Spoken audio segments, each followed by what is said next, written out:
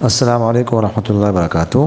What's app group number 1 میں ایک صاحب نے سوال کیا ہے کہ ایک شخص نے قرآن پاک پر ہاتھ رکھ کر کہا تھا کہ میں نے فلاں کام نہیں کیا ہے، بعد میں اپنے اس بات سے رجوع کر کے بتایا کہ میں نے وہ کام کیا ہے، اب اس شخص پر کفارہ وغیرہ ہوگا یا نہیں، اس کا کیا گناہ ہے؟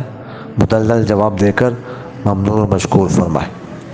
دیکھیے گا، پہلی بات تو یہ ہے کہ اگر کوئی صرف قرآن پاک پر صرف ہاتھ رکھتا ہے، قسم کے الفاظ ادا نہیں کرتا، تو قرآن پاک پر ہاتھ رکھنے سے قسم نہیں ہوتی۔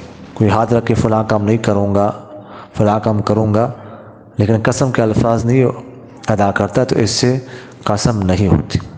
اور دوسری بات یہ ہے کہ اس نے ماضی کی کسی بات پر جھوٹ بول کر اس طرح کہا ہے، اور ماضی کی بات کسی بات پر جھوٹی قسم اٹھائی جائے تو اس پر کفارہ نہیں ہوتا۔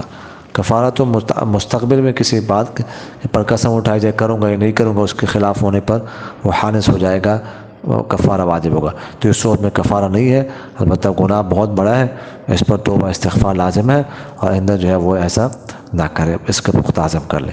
جزاکم اللہ خیر۔